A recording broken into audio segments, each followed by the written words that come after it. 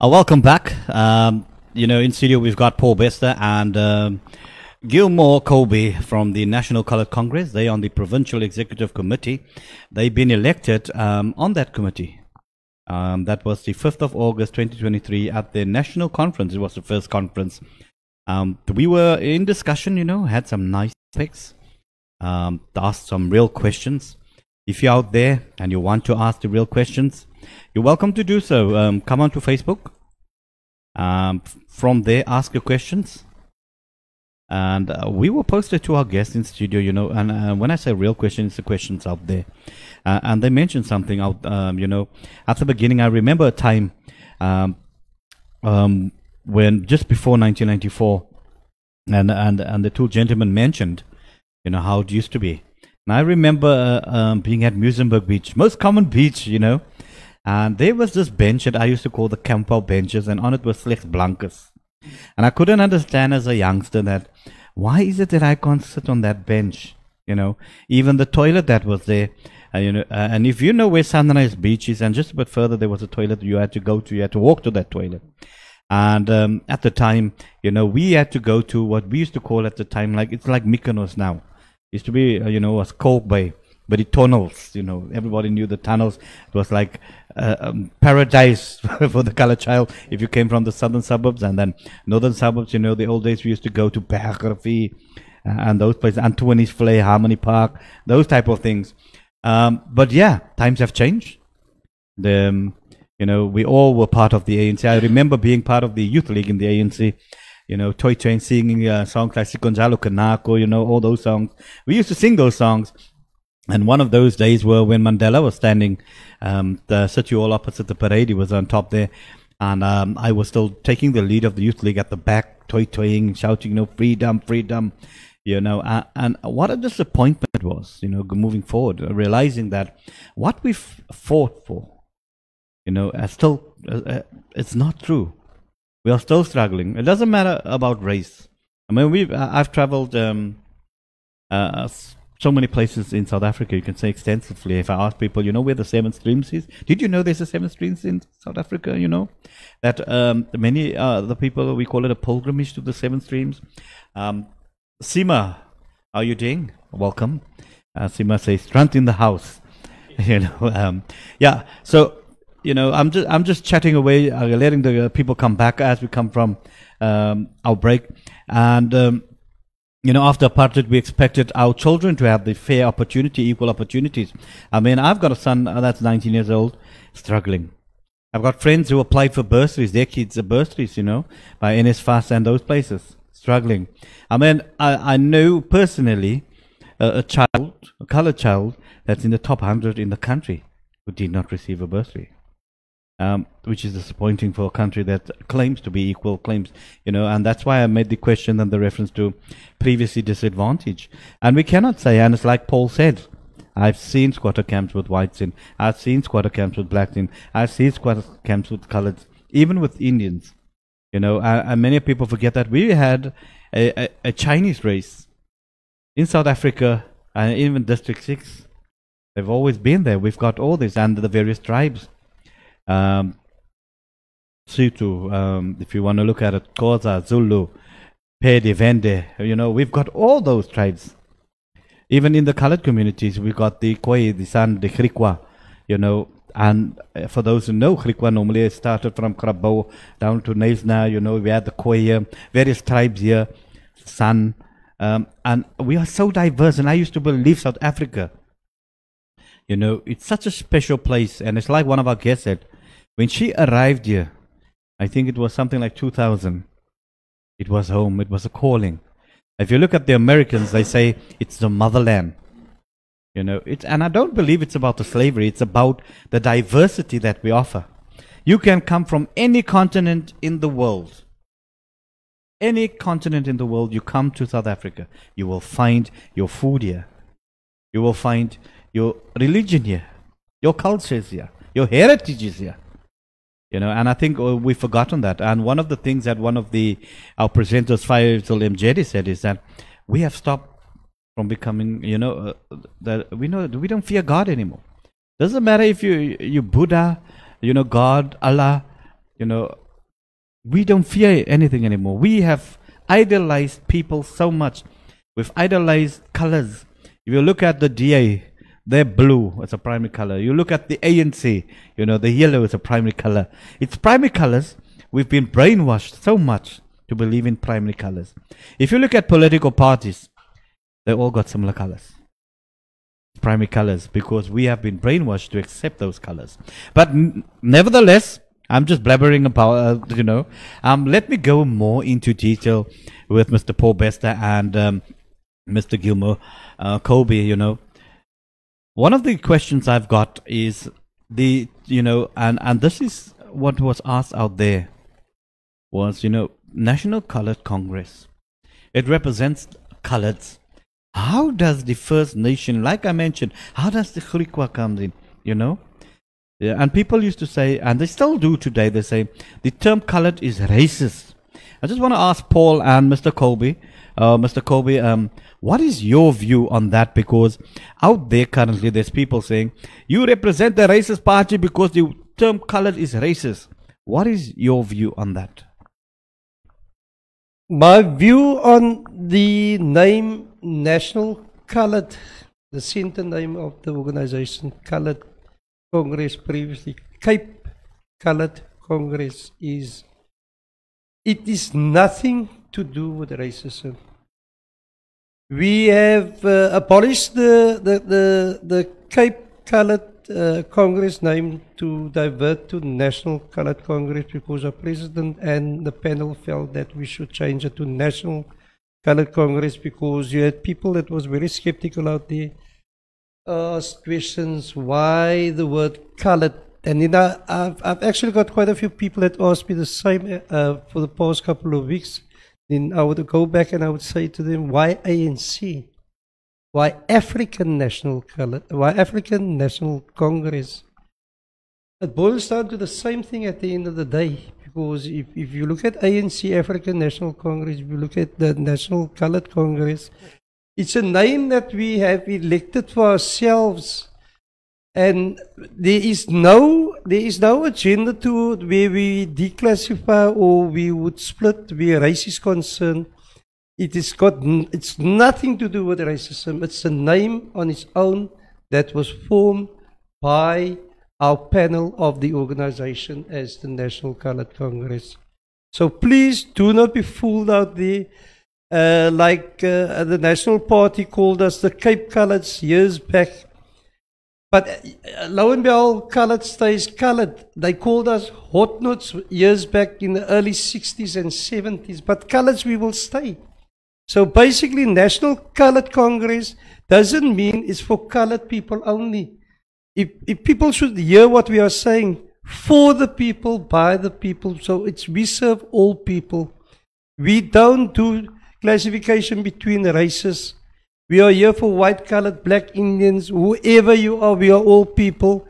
We come from one God, we serve one God, as our thinking and understanding is, and our knowledge is today. People are ungodly, people don't serve God anymore. That's why this world is in so much turmoil. People are more into people, they make people, they idol people, people idol people, and it's a wrong way to go. That is why this world, not just South Africa, this world is messed up. This world is in a big mess. And if you break it down to a smaller context, South Africa, I mean, why should South Africa be suffering the way we are suffering? We shouldn't be suffering like this. Just because people out there with power, earning money, thinking that they're better than the next person. We as public servants, especially us going into power one of the days when we get into parliament, we are going to serve the people. It is not about titles. It is not about positions. It is for us to serve the people because we are, what we practice, what we preach, we will practice. It is not just for position, as I said earlier on. It's got nothing to do with title and position. So, ANC, they do what they do. EFF does what they do. DA do what they do. Patriotic Alliance does what they do. Because there's a party I actually kind of like. It's a ACDP. I actually like that party. And the party I like the best is the National Coloured Congress up till now and leading forward. Thank you. Thank you, Mr. Kolbe. I'm jumping to Paul. Paul, you know, I've seen the program. I've seen the promotion with regards to National Coloured Congress and their conference. There was a theme, a slogan.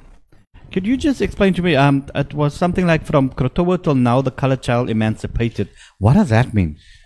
So when we started to formalize the conference and, you know, it comes to fruition, the idea of the conference, I said there must be a theme. We must have a theme under which we have this conference. We can't just be dilly-daddling about it. And it came to the idea of just saying from Krotoa to today, the coloured child emancipated. And I think history tells us you were touching on the First Nation just prior.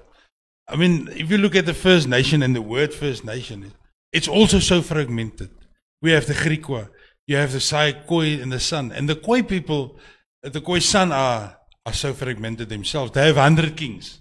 And they, I mean, just look at the issue of Amazon, the head office of Amazon in Maitland, a few months ago. Two Khoisan groups fighting each other. One says let's build and have some money, the other says it's sacred ground. Even them, as the First Nation, couldn't decide how they were going to go, you know, go ahead. So the First Nation and having that idea is out of that people and them being around in South Africa and in Cape for start of the coloured was born. And if it's a racist term given by the white people, I want to say so be it. We know that there's a coloured people in South Africa. We've moved from Cape Colour to National Coloured Congress. So we accept that that's what we are going to be calling ourselves. Now, Krotoa was the mother of the coloured nation. We know the history of Krotoa. She was the tolk, the tolk van Jan van Riebeeck's hoof. And she became pregnant and so it happened that we grew. But since that time, Krotoa was put on Robben Island to die, a lone death, buckled and chained, shackled to a piece of wood during the day. At night, beaten by a so-called husband and other of the East, what was hulle VOC, Hollandse ouens wat daar kom slaan het daar. So it started that day. That time of Krotoa, it started that the emancipation needed to happen sometime, somewhere.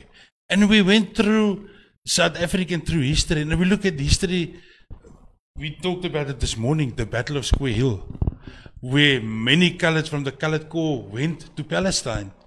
And Palestine to me is very close to my heart. So them fighting the Europeans and having a victory on that day, the coloured was part of the emancipation of that area. It came back. Look at what Ashley Krill did. Look at what Anton Franz did. Colleen Waterwitz, Robbie Waterwitz, Colleen Williams. Those were part of the so-called coloured, trying to bring change to our country. And you, as the presenter, made such a big analogy just to say is that you voted and you were ANC, part of Youth League, and how disappointed you were. Can you imagine their mothers and fathers, how disappointed they are for losing a child to fight and bring forth emancipation of the coloured child and being forgotten as a group, as a culture group and as a community? They are forgotten. And they died they paid the ultimate price for bringing change in our country. And it's not recognized, not at all. We see a Nelson, I have nothing against him. And him being who he is, people say he sold out. Some people say this. Nelson Mandela was Nelson Mandela, and it is what it is. But I've never seen a Anton Franz drive in Cape Town. Why are we not seeing that? But we have a Nelson Mandela drive and a Winnie Mandela drive and a Joe Slover drive in every town. In every little corner of Cape Town, we'll find that glorification of those fighters. But what about the coloured child in South Africa? The coloured person in Cape Town that was part of that struggle? It never happened. And so the NCC starts with that knowledge to say, from Krotoa to today, we are doing this not for us, but for the child, our children's children. To grow up in a community where the colour of your skin, no matter you're black, no matter you're colored or white or Chinese or Indian, as we said, you're going to be treated similar. And that's what we said we want to go out to do. Our leaders were appointed under that slogan to say, let's go out and fight, so that whoever comes upon our path and needs our help, NCC will not discriminate. A colored child will be emancipated. And I always say this tongue in cheek, white is a colored, is it not? When we look at school, you learn the different colors, black, white, and white is also a color. So I can resonate under the colored child. But I mean, that's saying that tongue in cheek. I'm trying to understand what people has against a group of people who's not politicians, but who's going to go to politics to change the narrative of the country. And I think that's where we are as the NCC. And something you mentioned there, Paul, Mr. Kolbe, especially in the northern suburbs as well, is that, you know, the NCC or National Coloured Congress has got nothing against race. You know, it's strange, because one day I actually went to your national office and I saw a black youth come in and they took in the CV. And I thought to myself, okay, this is a coloured party, isn't it? But then I saw it's not. In the northern suburbs, and like I just want to clarify, because I've heard it in the Paro area, you know, Vasco, that they're going towards, even in Elsies, that, you know, there's some people that's unhappy because they think that the National Coloured Congress is supposed to just be for coloureds. What is your view on that? I said it earlier on, National Coloured Congress is for all people. It's for whites, coloureds, blacks, Indians, all nations. That is our fight, that is our vision, that is our mission in this organization. We are not an unfair party, we are a fair party. We have an aim, we want to abolish what other parties are doing. We want to eradicate what other parties are doing. So if we are going to do the same what other parties are doing, why do we have a National Coloured Congress? Why do we then say we are not racist if we are going to follow what others are doing? We are actually against what others are doing. So for us to do what we must do, we will do it the right way. So for people out there thinking, and I would say it again, and I said it earlier on, for people thinking that we are racist, we are not racist. We are definitely not. If I take you back years back, I've just been thinking, seeing that we are talking between black and white now. I think I lived in Woodstock, I was about 9 years old. And obviously those years, the police used to drive those blue bakkies, the police bakkies. And you never saw a lot of black people around in Cape Town those years. If you saw one, it would have been by the end of the year, just before they go home, back to the Eastern Cape, because they were the builders in Cape Town. They used to come work here for 6 to 8 months, and then they would leave after the season. They would go back to where they came from. And then it always used to hurt me. It always used to affect me emotionally when the white man would stop his police bakkie, and then he would get out and he would ask the black man, "Waar is jou dompas?" And I would always think, what the hell is a dompas? I then don't have a dompas, because I was too young to see the difference between the two, the fairness and the unfairness. So the National Party was a ruling party at the time. Us coloureds wasn't too bad off at the time. Really, it wasn't bad at all. We knew we couldn't go to that toilet, we couldn't get into that train, we couldn't go to that beach, we couldn't go into that studio, because it was whites only, nie blankes, and that was history at the time. And then as time went on, and the ANC came into power, but things got worse. So how now? So do we really hate the white man that much? I've got to think twice then. Because what's going on today, it is terrible. So people out there, please, I'm going to say it again, and I said it earlier on. Open up your eyes. See really who is the party for you. Please open up your eyes. Thank you, Mr. Kolbe. I'm going to jump back to Paul. Paul, You know, they say when you move towards politics, and I know sometimes political parties, they don't want to disclose this. But just for people out there, because one of the comments I did hear out there was, you know, you guys are fighting for people's rights, but do you have an actual plan? Because when you want to go into politics, even provincially and nationally, you'll have to have a plan with regards to, you know, employment, education, housing, all that. Does the NCC, have you formulated all those plans? Are you ready for provincial? Are you ready for national? So, in early of 2024, our manifesto is going to be launched, very early in 2024. We are busy planning on this, but I want us to go back to see what is Parliament, what is national government, what is provincial government. And you make a good point I started off by saying we are not promising you anything. But we do have to have something on the table. We can't just go sit there and make noise and see what happens.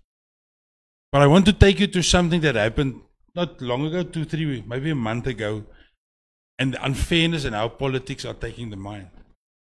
The DA held a march in Cape Town regarding unfair employment equity levels that has been implemented by national government and by implication the ANC on putting, and that apparently in the northern Limpopo and certain other provinces there's going to be a 0 figure for coloured people to be employed. So that was what the ANC did, apparently. Government is not ANC. People don't understand it, people don't remind us. ANC is not the government. The ANC is a political party like the NCC, like DA, like EFF. Government is legislature made up of all those parties that gets a seat. The only thing that the ANC has is that they have the majority though. I get that, I understand that. But when you have people like the DA and EFF coming and making noise and making marches against what ANC does, they are lying to their voters. Each and everything that the ANC plans and implements goes through a portfolio committee. The portfolio committee is represented by all the parties. So it might mean that if you have a seat in the parliament, you have only one seat, like maybe the IFP, their leader will sit in all of the portfolio committees that he thinks is prudent to his people. But the rest of them, the DA, the EFF, have enough members to sit in all the portfolio committees. They might only have 1 or 2. So why is it that when that thing is discussed in the portfolio committee, that next afternoon when they walk out, there's not a media conference by that political party to state, we were in the committee now, and the ANC is going to do this, or they are going to do this as part of government. But they don't tell us this. They go out and they form part, and then as soon as this law is signed into law, they put up their hand and say, let's have a march as the DA, because we are unhappy with what the ANC is doing. But not telling the constituents that they were part of that discussion. They may not have agreed with it. Again, I say I get that. But they was part of that discussion. They were part of the objections. They don't tell their voters that. And they play with the voters. Now the NCC has got a different plan. Say I am going to go into parliament and I'm one of the lucky guys to go to provincial government, for instance. Which is quite different to national. Provincial government already has the budgets approved by national. It gets done. Certain of the national institutions is run at province level. We get there, here comes Paul Bester, and I'm sitting in provincial government. At the provincial meeting, there's noise and everything. But what am I going to do for the people that put me there? This is very simple. As soon as we are going to be in national government and provincial government, we are going to effect the change that people talk about. So it's easy to talk about and say we are wanting 9,000 jobs. We can't promise that. But when we go there, we as sitting in a portfolio committee or sitting in a meeting can force to say that the next letter that goes out, 50 of the jobs must be secured to coloured or coloured people per se. And we can force that. It's just that other parties are not doing that. They are there for politics of the stomach, what I call. They want to get the nice cars, they want to wear the Fabianis and drive the Mercedes. And that's their good right, let them. I'm not going to do that. If I must be going to Parliament, and if I'm going to be one of the lucky guys that gets deployed there, I will take the half of my salary or however it needed so that I can create jobs and opportunities for others. Because the people that put me there needs to see the change that we effect. And I think that's where we are. Going nearer to the election, growing, we will have our manifesto, and I think the manifesto will speak. And I'm not going to preempt the manifesto because that would be just unprocedural and unfair towards the SG and the president. But that manifesto will speak on 3 or 5 issues that we can do. And for sure we are going to effect that change. It's happened in the city. I can only imagine Fadil Adams sitting in national legislature on a night of sauna and taking the president to task. That's where I think we can make our change. Thank you, Paul. Now, Mr. Kolbe, you know, they say, it's all good and well, you know, you come and you sing these songs, you know, but then what happens? Once you're in the position, you become a politician. What's your view on that? We've got Mr. Gilmore Kolbe currently in studio. He's fighting for the people. You know, everything is 100%, no, I'm doing this for my people. And as soon as you come there, like all other politicians, what happens? It's about salary. What's your view and opinion about that for your NCC? Good question you're asking me. When I was elected on the 5th of August, I actually went online with our PO, Mr. Nazmi Jacobs, and I said to him, I want to thank you guys for electing me. And his words back to me was, you have a good heart, you're in the right place, you'll be a great leader. I would say, characteristically speaking, as a person, as an individual, as a good human being, what you practice, what you preach, you must practice. So for us saying we are fighting for the people, we want change, we want a better South Africa, we want to eradicate this, eradicate that, you know, kill the disease that's crawling around. And then at the end of the day, you get into provincial or you get into national and you're earning the money and you're forgetting about the words that you uttered a year or two back or a couple of months back prior to you being elected in national or in provincial. You cannot do that. You're deceiving yourself. You're not deceiving the people, you're deceiving yourself. And believe me, you won't last long in politics if you do that. Yes, many of them, it hasn't lasted long in politics. I like the idea, I like the notion that my provincial secretary has just said early on, if he should come into power, especially maybe provincial or national, and he's earning the money, he would give half of his earnings towards poverty or job creation or whatever it is. And by the way, on our way here to the studio, we actually spoke about it, eh? We really spoke about it, and that is our concern. I myself said, people sitting in Parliament are earning too much money. They're forgetting about the poor people out there. If you look at Mitchell's Plain, I'll take Mitchell's Plain alone. We are in Mitchell's Plain today. I'd say 85% of people are living in poverty in Mitchell's Plain. 75 to 80% of people are unemployed in Mitchell's Plain today. People are underprivileged in Mitchell's Plain. There is a big problem in Mitchell's Plain. Mitchell's Plain needs help. So Mitchell's Plain needs to stand with the National Coloured Congress. We're not selling ourselves. We're not asking you to vote for us. But please, I say it again, open up your eyes. Skrik wakker. Vote NCC, mense. Vote National Coloured Congress. Mr. Kolbe, let me just jump in there before I pass to Paul.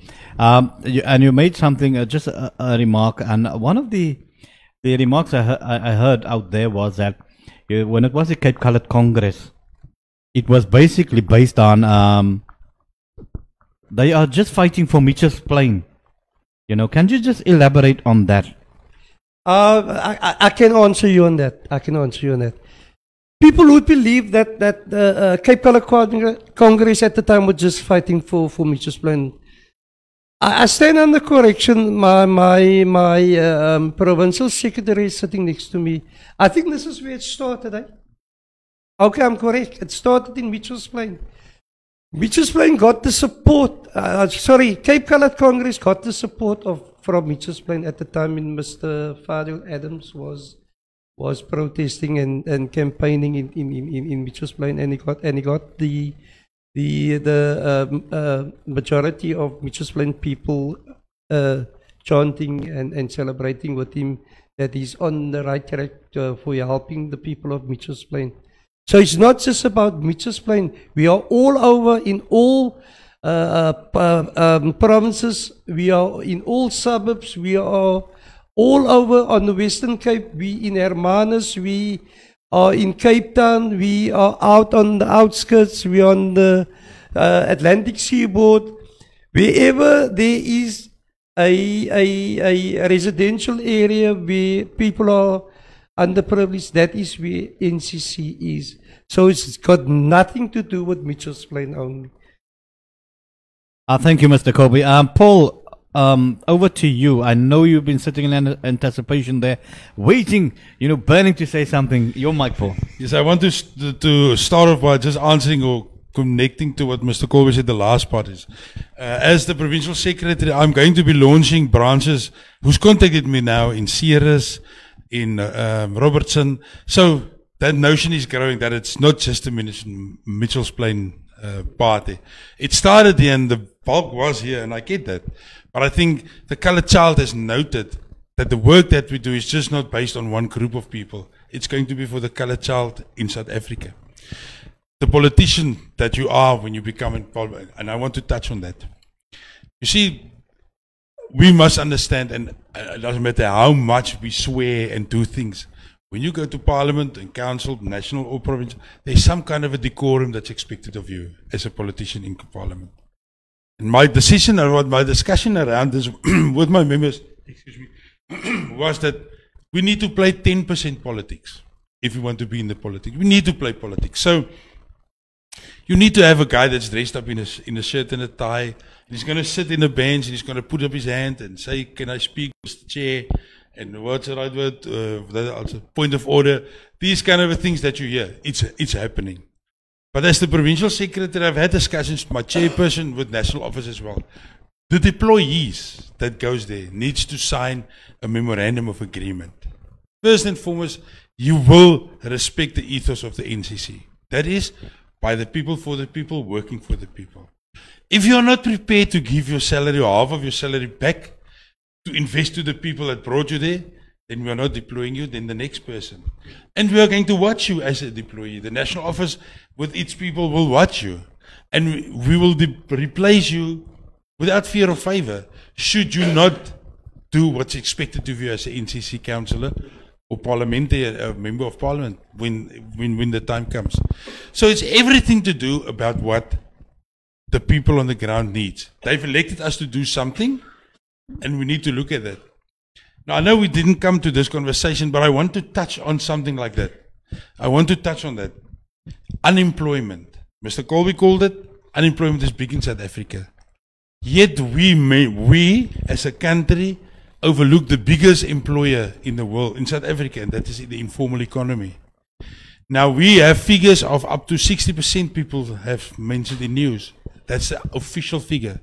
If government recognizes the informal economy, we will not have a figure higher than 9%. It will be 8% or 9% unemployment. The informal economy has got 2.8 million people. That's in the economy. That's informal traders, people working from home, doing things what they do. If a company closes down, 100 people is retrenched. Out of that 100 people, you'll find 5 or 6 of them that's going to be living a life of crime. Ne? They need to survive. The others are old and they stop. The other 80 is going to become informal traders. They're going to start selling kusistas or do work from home or do sewing or bake something or work on a car or sell potatoes from his stoop. So they create opportunity. That's a job that's created. And so I want to say, as the NCC, one thing that we will stand for is we understand government cannot create jobs. Government's not an employment agency, but it can create fertile ground for employment to be created. Investment that can come in, the way that we treat people on the ground, how money is spent in little towns. We do not need, and I'm saying this, I've said this about the city of Cape Town, and I'll say it again. We really do not need the 800 million rand shot stopper system. People will tell you when the shot goes. As daar 'n skootklip gaan die mense vir jou sê hulle skiet daar. You don't need that system to stop shots.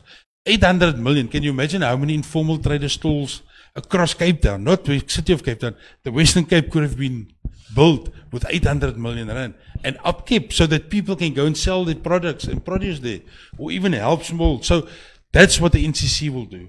We will make sure that our people in the places where they are look out for the people on the ground, use the salary that we get to effect change in the communities that we serve.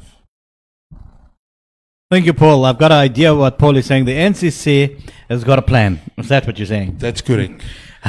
Yeah, that was a question previously. We discussed so many things, you know, and one of the things that I know people are saying out there is, you know, yeah, you say now you're going to give 50%, you know, all politicians is there for themselves, they are liars, you know. But if you were really there for the people, why is it then you broadcast everything on social media? You know, why are you looking for FaceTime? Are you looking for fame? Because, you know, some people are saying, and like I mentioned the other day, I was sitting in a vehicle with a few guys catching a lift when the strike was on, and the one comment was that why is it that when people help others they want to post it on social media? You know, and I'd like to have a comment from both Mr. Kolbe and Paul. Paul, you go first. I'll go first. Let me first talk about the NCC as a political party, just going to where you are. The membership fee for this NCC is 10 Rand a year. A year. There's no way that the party can keep itself going by 10 Rand a year. It's impossible. So, there's officers to be paid. People that work in these offices. When you see us going around doing things, who pays for the data? We do it ourselves. So none, myself, Mr. Kolbe, none of us are paid and gets a salary from the party. We do this because we love what we do. We want to see the change in the community. We want to see the colored child emancipated. So the only way that we have is social media. Because that's how we put our station. We do not have a TV station that we put on 10,000 Rand every 2 minutes. And we don't have that money to be on national and have our own newspaper that the ANC has. What's ANC's, what's Ngoba or and the DA with its federal newspapers. We don't have that. We don't have the money for that because we are not that kind of a party. What we have is what our community and what our people do. And our people talk to each other on Facebook, WhatsApp, Twitter, sometimes Instagram. So why not connect with our people in the medium that they have? So we don't do that for FaceTime. We do that so that the people that judge us can see that we do what we are saying we are doing. It's easy for me to sit here and say, I'm going to create 2,000 jobs, I'm going to fix the stairs of a shop. But if I don't go there and show you that I'm doing it, then my talk is cheap. So to make sure that talk is not cheap, I can visualize to you. When the president speaks, his words is resonated whilst it comes from his brain. I know of only 2 other people that speaks like our president, out of his head and out of his heart. Any other politician you will see reads from a piece of paper.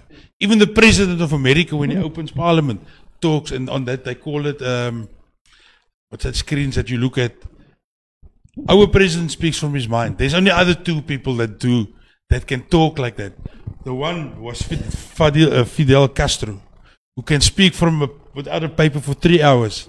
Another one very near to Cape Town and very near to us is Tony Ehrenreich, who can speak to a crowd without having a document in front of him. He speaks from his heart. He knows what the people need. Our president is the same. He will speak, and he's got something on the heart. He'll go live and he'll speak. It's captured forever. It's captured in that moment. You can go back to his Facebook page from a month from now. I saw something about 6 years ago I found on Facebook. He spoke about something. It's still there in his mind. He hasn't changed his narrative because his speeches are not made up. Now the same with us. When we go on Facebook to tell the people we are doing this and the rest, it's not because we want to show off. We are using the media and the social media medium that is available to us to put our hearts on our sleeves, put it out there. Nazmi, as well as our national organizer, says what he does. And you can go back to that speech 2-3 months down the line on TikTok or on Facebook and hold me to regard to say, Paul, you said this. You were there and you said it. Didn't do this to get FaceTime. We do so that people know what we're doing at the scene that we do it. That's what we use Facebook and all those media platforms for.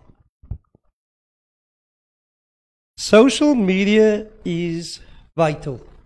You've got to have social media, Facebook, Twitter, Instagram, whatever you want to call these fancy names. We're not doing it for recognition that people sees us every day on Facebook. We're doing it because we want the country to know who we are and what we are about.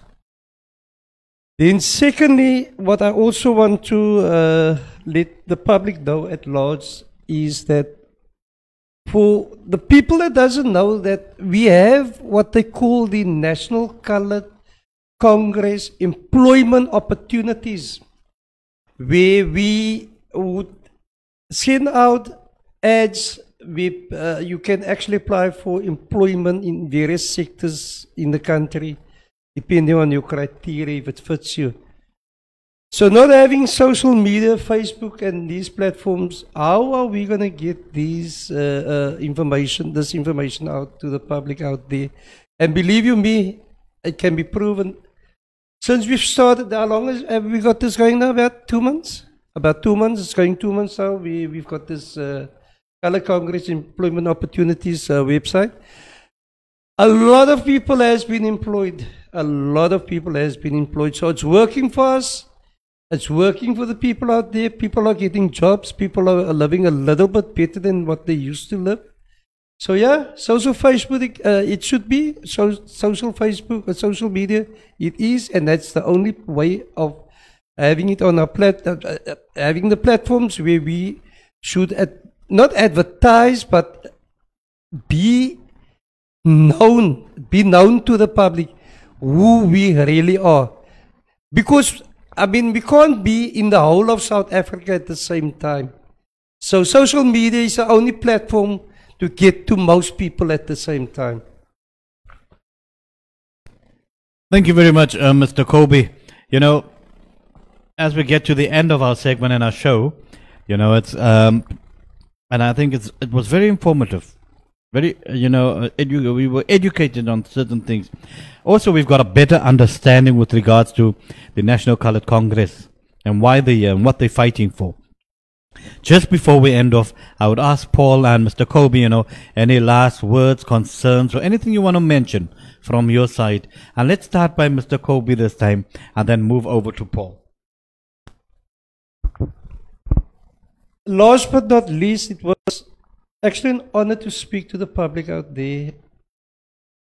So there are people, I believe, for this hour that we've been on media now, that actually understands what we are fighting for and what our aim and mission and vision is forward. So it was actually good having this radio show today, and I hope, and I'm gonna actually pray that our people out there realize who the party is that they should actually vote for. Please don't get me wrong, I'm not selling myself, I'm not selling the organization here to you guys. I'm not asking for you people to vote for us, I'm asking you to open your eyes and realize who you should actually vote for at the end of the day. So thank you for listening us out. It was a joy speaking to the public out there. En asseblief mense, maak julle oë oop, skrik wakker. NCC Alipad. Thank you. There's many questions that came through today, and some people said thank you, but I'm sure every person sitting and listening to us today says, wat kan julle vir my doen? I think I want to answer the question like so. For you, not much. For your child, the world. Don't ask me, why must I join the CCC? Why must I vote for you? You're not voting for me. You are voting for a better future for your child. And I think many other parties has been formed and launched, and people say, if not the ANC, then for whom? If not for the DA, then for whom? Don't vote for us because we say we can change the world. Vote for us to give you the opportunity so that your child can have a better future. I think the NCC wants that. We want to do for the people, by the people, to emancipate the colored child. I think that's what I want to say is, don't vote for me because it's Paul Bester. Vote for me because you want a better future for your child. Thank you. Thank you very much to the two guests in studio, Mr. Paul Bester and then Mr. Gilmore Kolbe. You know, I have been informed that my mic had a little issue at the beginning of the show, but like they say, the presenter doesn't matter, you know, as long as the guest answered, you know, and they gave their view and opinion and also, you know, showed their passion in this fight forward. And after hearing both gentlemen, and like Mr. Kolbe said, it's an hour, but I got skrik om te hoor, was 1 uur and a half. So we had a nice discussion. It actually was more than an hour and a half. And we'll definitely get the NCC back in here, you know, with other representatives, you know, because I'm very interested in the way forward and what they're doing. And this saying that they have, you know, from Kuratoa until today, the colored child will be emancipated. It sticks, you know, it sticks. So, yeah, the way forward, it looks positive. Thank you to Alsonia, Gwendolyn, Seema, you know, Faisal, all those audience that were watching and those online, also the ones listening from overseas. I know that we've got quite a few listening from Australia, also from America, surprisingly on the East Coast. And then, yeah, then we've got Indonesia, India, quite a following internationally, strangely enough. So they love South Africa. They love what we speak about. Join us Thursday. We've got some more fantastic guests coming in on Thursday. So join us then. Thank you very much, everybody. Once again, thank you, Paul. Thank you, Mr. Gilmore. Everybody have a blessed day. This is Reality Check Online Radio. I'm your presenter, George. Catch you Thursday. Thank you and take care.